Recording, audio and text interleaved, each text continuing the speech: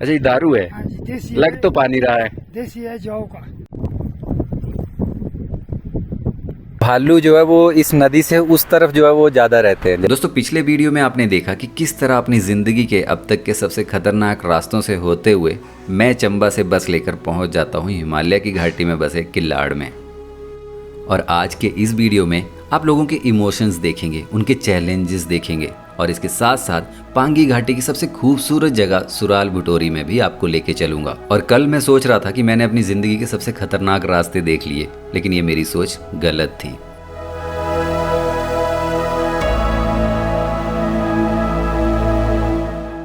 तो पिछले दिन जब मैं किल्लाड़ पहुंचा तो मैंने ये रूम जो था होटल का बुक कर लिया और इसका किराया मात्र 500 रुपये था। और यहाँ से बाहर का व्यू मैं आपको दिखाता हूँ।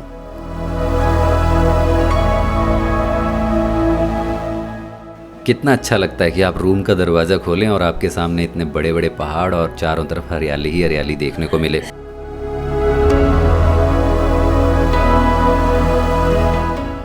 रात को इतनी ज़्यादा कोई भूख थी नहीं, लेकिन फिर भी कुछ हल्का फुल्का खाने के लिए मैं निकल पड़ता हूँ किल्लाड़ की मार्केट में। यहाँ पर मोबाइल कैमरे को पता नहीं क्या हो गया था कि ये फुटेज इतनी हिल रही थी। और ये जो आप अंधेरा देख रहे हैं, ये मैंने जब लोगों से पूछा तो उन्होंने बताया कि लाइट का यहाँ पर यही रहता है कि कभी आती है कभी जाती है। एक छोटी सी ये मार्केट है और बस स्टैंड के साथ ही यहाँ पर एक मदन ढाबा है जहाँ पे मैंने आमलेट और चाय ली। और इसके बाद रूम पर एक चार्जिंग बल्ब था, लेकिन पूरे दिन में इतना थक चुका था कि उसकी भी ज़रूरत नहीं पड़ी और मैं सो गया। अब मैं सोने जा रहा था तो मैंने मोबाइल को चार्जिंग पे लगा दिया कि लाइट तो अभी आई नहीं थी, लेकिन जब भी आए तो कम से कम मोबाइल चार्ज हो जाए।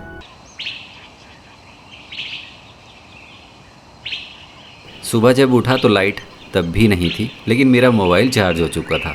मतलब कि रात में लाइट आई थी, लेकिन फिर कब चलेगी कोई पता नहीं। सुबह मेरी बस 7 बजे सुराल भटोरी के लिए चलनी थी, तो इसलिए मैं जल्दी उठ गया।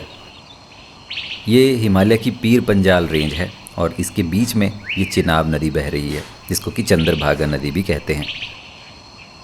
तो ये किल्लाड़ की लोकल मार्केट है जहाँ से मैं रात के अंधेरे में खाना खाने के लिए गया था। और इसमें कुछ बैंक्स हैं जैसे ग्रामीण बैंक, SBI बैंक। इधर उधर के गाँव के लिए यही सबसे बड़ी मार्केट है। और किल्लाड़ पांगी का हेडक्वार्टर भी है। पांगी चंबा ज़िले की एक तहसील है और इसमें 16 पंचायतें आती हैं, जिसमें कि लगभग 54 से 55 विलेज हैं और इन विलेज में लगभग 20,000 लोग रहते हैं। अब किल्लाड़ पांगी का हेडक्वार्टर है तो इसलिए यहाँ पर बहुत सारे गवर्नमेंट ऑफिसेज भी हैं। अभी बस स्टैंड बन रहा है नया, तो बसेस जो हैं वो ऐसे ही खड़ी होती हैं, जहाँ जगह मिल जाती है वहीं खड़ी हो जाती हैं। जैसे एक यहाँ खड़ी है, एक वो खड़ी है, तो यहाँ पर ऐसे ही चलता है। अभी ये एक नया बस स्टैंड भी बन रहा है। पहले तो ऐसे पुराना सा था जो भी था, ये अभी जो है वो ये नया बन रहा है। और ये सामने आ जाती है सुराल भटोरी जाने वाली बस। तो लगभग 7:10 पर हमारी बस चल पड़ती है किल्लाड़ से किश्तवाड़ रोड से होते हुए सुराल भटोरी की तरफ। और ये जो किल्लाड़ से किश्तवाड़ वाला रोड है, ये दुनिया के सबसे खतरनाक रोड में से एक है। शायद वीडियो लंबा हो जाए, लेकिन मैं आपको ये जितना भी मैंने वीडियो कैप्चर किया हुआ है मैं आपको सारा दिखाना चाहता हूँ।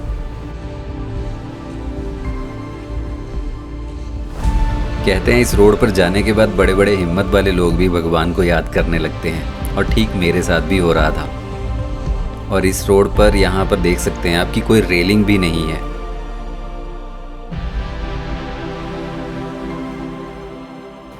जब जब मैं बस से बाहर देखने की कोशिश कर रहा था, मानो आंखों के आगे अंधेरा ही छा जा रहा था। और नीचे की तरफ जो इतनी बड़ी चिनाब नदी थी वो एक छोटे से नाले की तरह दिखाई दे रही थी। एंड आई एम श्योर कि कुछ देर के लिए तो आपकी सांसें भी अटक जाएंगी। हो सकता है मोबाइल से आप इसकी इतनी हाइट जो है वो जज नहीं कर पाएँ, लेकिन सही में ही बहुत ख़तरनाक पॉइंट था ये।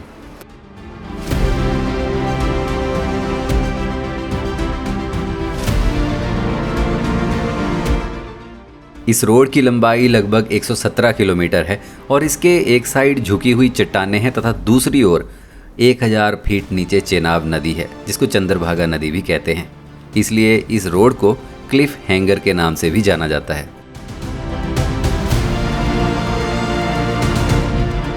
और ऐसा माना जाता है कि अगर कोई कमज़ोर दिल वाला इंसान इस रोड से जा रहा है तो बस से या फिर जिस भी व्हीकल में बैठा हुआ है उससे नीचे देखने की गलती तो बिल्कुल भी ना करे।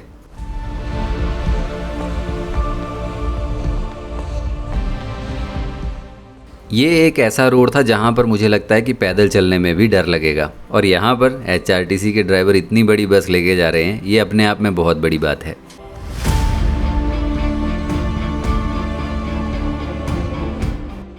जहाँ मैं एक तरफ भगवान को याद कर रहा था कि सिर्फ आज यहाँ से निकाल दो, फिर कभी यहाँ नहीं आऊँगा, और दूसरी तरफ कहीं ना कहीं ये जुनून भी दिमाग में आ रहा था कि अब ये किश्तवाड़ वाला रोड भी ज़िंदगी में एक बार एक्सपीरियंस करना ही करना है।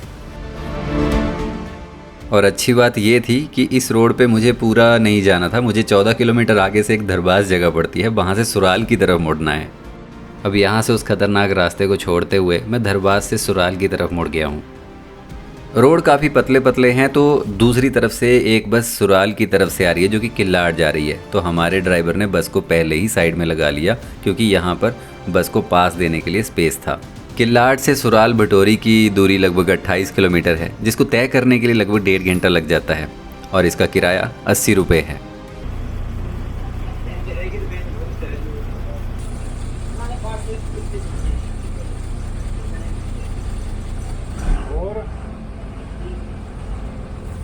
यहाँ के सभी लोगों के लिए ये बस किसी वरदान से कम नहीं है। स्कूल के बच्चे भी इसी बस में स्कूल जाते हैं,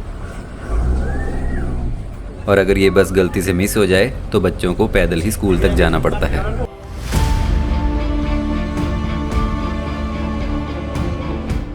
सुराल भटोरी पांगी वैली की सबसे खूबसूरत जगह है। अब ये बस यहाँ से 9 बजे चलेगी, अभी 8:40 हुए हैं और मैं यहाँ उतरा हूँ, लेकिन गांव वालों से मैंने पूछा तो वो कह रहे हैं कि पीछे वहाँ जैसे से आपको ऊपर की तरफ जाना था, तो मैं 2-3 मोड़ जो था वो आगे आ गया। तो अभी मैं फिर से उधर जा रहा हूँ, और मौसम जो है वो यहाँ पर ख़राब है। नीचे किलाड़ में धूप थी, लेकिन यहाँ पहुँचते पहुँचते जो है वो देखिए बादल हो गए हैं और ठंड भी काफ़ी ज़्यादा हो गई है। सुराल भटोरी एक बहुत ही हिडन प्लेस है और इतना कोई कॉमर्शियल नहीं है, तो आप यहाँ पर कोई बड़े रेस्टोरेंट, शॉप या ऐसी कोई उम्मीद नहीं कर सकते हैं। और यहाँ पर एक मोनेस्ट्री है, और मोनेस्ट्री में मेरी मुलाकात होती है तेंजिन नामग्येल से, जिन्होंने मुझे सुराल के रहन सहन के बारे में और ये भी बताया कि यहाँ के लोग किन किन परिस्थितियों से गुजरते हैं। और ये मोनेस्ट्री के पुजारी हैं जो मुझे वाटरफॉल तक जाने का रास्ता बता रहे हैं। जो लोग वो जा रहे हैं छोटे छोटे, अच्छा हाँ 2 आदमी जा रहे हैं, ठीक है। कुछ देर बातें करने के बाद नामग्येल मुझे कहते हैं कि चलिए मैं आपको गुम्फा को अंदर से दिखाता हूँ। अब नामग्येल बार बार गुम्फा कह रहे थे, तो मैंने उनसे पूछा कि ये गुम्फा क्या चीज़ है, क्योंकि मुझे ये पता नहीं था कि बौद्धिक धर्म में जैसे हम मंदिर को मंदिर बोलते हैं तो वहाँ पर मंदिर को गुम्फा बोला जाता है। मंदिर बोलते हैं, यहाँ इसको गुम्फा बोलते हैं। और ये मोनेस्ट्री, यहाँ पर BSNL के अलावा और कोई भी नेटवर्क काम नहीं करता है, और BSNL भी यहाँ तक ही काम करता है। जैसे जैसे आप ऊपर की तरफ जाएंगे आपको कोई भी सिग्नल नहीं मिलेंगे। यहाँ बड़ी दिक्कत है, हॉस्पिटल वगैरह तो यहाँ है ही नहीं। नामग्येल मुझे ये भी बता रहे थे कि अगर यहाँ पर किसी को कुछ हो जाए, जैसे कि कोई बीमार हो जाए या चोट लग जाए, तो किस तरह की प्रॉब्लम उन्हें फेस करनी पड़ती है। फिर कैसे जाते हैं अगर बीमार हो जाए? स्पेशल गाड़ी कर, बस में जाना पड़ता है, फिर या तो और जो एक बस यहाँ पर अभी आई थी या तो उससे जाना पड़ता है ना। अच्छा, नामग्येल ये भी बताते हैं कि जब यहाँ पर 4 या 6 महीने जितना टाइम बर्फ़ पड़ी रहती है, तब तक के लिए हम अपने घरों में खाने पीने का और मवेशियों के लिए सामान इकट्ठा करके रख लेते हैं। बर्फ़ पड़ने पर नामग्येल और नामग्येल जैसी यंग जनरेशन पैसे कमाने के लिए यहाँ से अलग अलग शहरों की तरफ चले जाते हैं, जबकि बुजुर्ग लोग यहाँ पर ही रहते हैं, और उस टाइम यहाँ पर लगभग 30-40 लोग ही रहते हैं। यहाँ नामग्येल का एक लड़का भी है, चलिए इससे इसका नाम भी पूछते हैं। क्या कह रहे हो? बोलो। खुद के मटर खत्म कर दे। खुद के मटर खत्म कर दिए? अच्छा, क्या नाम है आपका? है क्या नाम है बताओ? सोनम नरबू है? सोनम नरबू। क्या बताया? सोनम नूरबू। सोनम नूरबू। नूरबू। मुझे तो बोलने भी नहीं आ रही है नाम। और यहाँ पर नामग्येल मुझे मोनेस्ट्री को अंदर से दिखाते हैं, और इसके बाद मैं चल पड़ता हूँ सुराल वैली की तरफ। एक बार अपना नाम बता दो फिर से। समझ नहीं आया? है नहीं, बताओ। सोनम। पापा कितना भार हुए? बोलो बोलो बोलो। सोनम नरबू। सोनम नूरबू। अच्छा, वो आप नीचे देख रहे होंगे, शायद कोई बीमार है या क्या है, और उन्होंने उसको पीठ पे लादा हुआ है ये, और जो ये शायद अब हॉस्पिटल जा रहे होंगे या कैसे जाएंगे। तो बड़ा चैलेंज है इस इलाके में, इस तरह की सुविधाएं जो नहीं हैं, और लोग जो हैं वो इस तरीके से सरवाइव करते हैं। तो इस रास्ते से मुझे आगे तक जाना है और ढलानें इतनी शार्प हैं कि अगर मेरा थोड़ा सा भी पैर अगर नीचे की तरफ चला गया तो मैं नीचे मिलूंगा वहां पर जाके।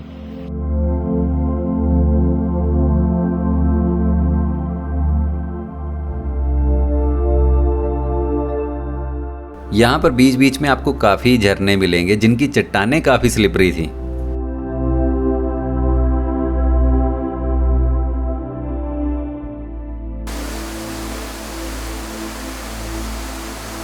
सामने देखिए छोटे छोटे घर से दिखाई दे रहे हैं, पत्थरों से बने हुए और टेंट से लगे हुए हैं। और वहाँ पर जाने के लिए वो छोटा सा पुल है, तो वहाँ पर भी जाऊँगा मैं, देखूँगा कि वो किस लिए बनाए हुए हैं, वहाँ पे लोग रहते हैं या फिर मवेशियों को रखने के लिए बनाए हुए हैं वो। और अभी थोड़ी थोड़ी जो है वो बारिश भी स्टार्ट हो गई है। पहले पूरे बादल छाए हुए थे लेकिन अब थोड़ा थोड़ा जो है वो सूरज भी दिखाई देना स्टार्ट हो गया है, लेकिन बारिश भी थोड़ी थोड़ी छींटे जो है स्टार्ट हुए हैं। और यहाँ पर मुझे ये आंटी मिले, इन्होंने बताया कि जो मैंने भी पीछे रास्ते में आपको दिखाया कि किसी को कुछ हो गया है, वो इन्हीं के ही रिश्तेदार थे। इसके चाचा हैं लड़की के, जो अभी पीठ पे रख लेके गए, ले जाना तो वो जड़ी बूटी लाने गए थे पहाड़ों पे ऊपर, और क्या हुआ, गिर गए वहाँ से? वहाँ गिर गया बोलता, चक्कर जैसा आ गया। अच्छा। फिर थोड़ा ये सिर में चोट आ गया बोलता, फिर खून निकल रहा बोलता। अच्छा। फिर दूसरा उसका साथी था, उसने पकड़ दिया बोलता, नहीं तो बोलता पानी में गिर, पूरा वो पानी में चले जाना बोलता। अच्छा। फिर उसने पकड़ के रखा, फिर घर में बुलाने के लिए आया, फिर घर से 3-4 बंदा गया, वो पीट करके अभी लाया यही। अच्छा। अभी किलाड़ ले जाना, किलाड़ ठीक नहीं होगा तो फिर मनाली। हाँ जी। केलोंग में भी नहीं है हॉस्पिटल कोई अच्छा सा? फिर सीधा मनाली। तो ऐसे तो आंटी तब तक जब तक आदमी वहां तक पहुंचेगा कई बार तो खत्म हो जाए। अच्छा। यहाँ पर आंटी से मैंने बहुत सारी बातें की यहाँ के बारे में, जिनका मैं एक अलग से सेपरेट वीडियो डालूंगा। अगर इस वीडियो में वो चीज़ें डालूंगा तो ये वीडियो बहुत लंबा हो जाएगा, लेकिन आप उस वीडियो को मिस मत करना। पानी में चले जाना बोलता। और चलते चलते मेरी मुलाकात होती है इस क्यूट से बछड़े से। इसके सारे फैमिली मेंबर तो चरने चले गए थे, लेकिन ये अभी छोटा है तो इसको यहाँ पर ही रखा हुआ है।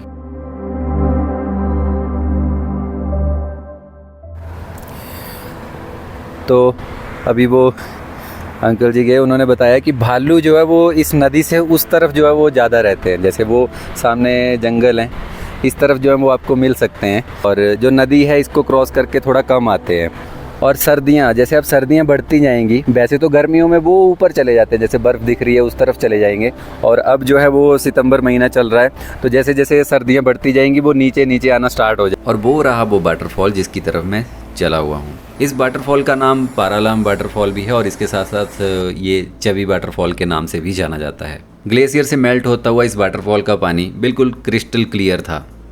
ये वाटरफॉल सुराल भटोरी की एक मेन अट्रैक्शन है, और ज़्यादातर लोग इस वाटरफॉल को देखने के लिए ही आते हैं। ये झरना इतने ऊपर से आता है कि दूर दूर तक इसके छोटे छोटे छींटे जो हैं वो पड़ते रहते हैं। इस वाटरफॉल के पास मैं लगभग 30 मिनट बैठा रहा, और इर्द गिर्द की जो पहाड़ियाँ थी और इस वाटरफॉल से आती हुई छोटी छोटी बूंदें थी, वो एक अलग ही अनुभव था।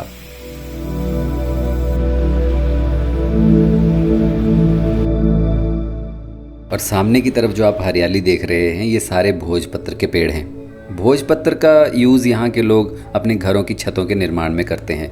पुराने टाइम के जितने भी ग्रंथ थे या फिर जितनी भी पवित्र पुस्तकें थी, उनको लिखने का जो काम था वो सारा भोजपत्र के ऊपर ही होता था। जितने भी राजा महाराजा थे वो कोई भी चिट्ठी संदेश लिखने के लिए भोजपत्र का ही यूज़ करते थे।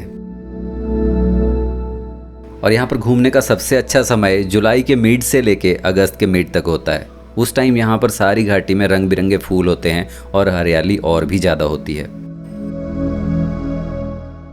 चारों तरफ से बड़े बड़े पहाड़ों का एक मैजेस्टिक व्यू, और इस पूरी घाटी में चरती हुई भेड़ें और गायें इस घाटी की खूबसूरती को और भी बढ़ा देती हैं। इस जगह की जितनी खूबसूरती आप अपने मोबाइल में देख रहे हैं, मैं कहूँगा कि इससे कई गुना ज़्यादा खूबसूरत है ये वैली। इस घाटी में आपको बहुत तरह तरह की जड़ी बूटियाँ देखने को मिल जाएंगी, जिनका उपयोग बहुत सारी बीमारियों के इलाज में भी होता है। और ऊपर पहाड़ों से उन जड़ी बूटियों को लाना यहाँ के लोगों के लिए आम बात है। और इसके बाद मैं इस लकड़ी के पुल से होते हुए चल पड़ता हूँ घाटी के दूसरी तरफ। और इस तरफ की घाटी में छोटे छोटे बछड़ों को अलग से रखा जाता है, क्योंकि जो बड़े याक होते हैं वो इनको चोट पहुंचा देते हैं। और ये मुझे बड़े गौर से देख रहे हैं, शायद डरेंगे ये। ले ले ले ले ले ले ले ले। और इनकी आप पूंछें देखोगे तो याक की तरह है, मतलब आधी गाय आधी याक, कुछ इस तरह का है ये। और यहाँ पर मेरी मुलाकात होती है एक छोटी सी क्यूट सी बच्ची जिसका नाम रीवा है। हेलो करो। मैंने रीवा की दादी जी से पूछा कि कभी इन बच्चों को आपने मोबाइल दिया, तो उन्होंने कहा कि मोबाइल जब हम लोग ही यूज़ नहीं करते हैं तो बच्चों को तो बहुत दूर की बात है। और ये पल सही कह रहा हूँ कि मेरे लिए बहुत ही इमोशनल थे। अच्छा रुको। मैंने रीवा को मोबाइल दिया और उसके चेहरे की जो मुस्कुराहट थी वो अपने आप में ही बहुत कुछ बयां कर रही थी। और यहाँ पर मेरे दिमाग में चल रहा था कि देखिए, मतलब एक तरफ शहरों में या फिर ये कहूँ कि निचले इलाकों में जहाँ हम लोग पूरा दिन बच्चों के पास जो मोबाइल दे के रखते हैं, इन लोगों के लिए मोबाइल देखना बहुत दूर की बात है। और ये पता नहीं कितना सही है या फिर कितना गलत है। यहाँ पर रीवा और ना जाने ऐसे कितने बच्चों के लिए दादा दादी और मम्मी पापा ही इनके मोबाइल हैं, और इन्हीं में ही इनकी छोटी छोटी खुशियाँ भी हैं।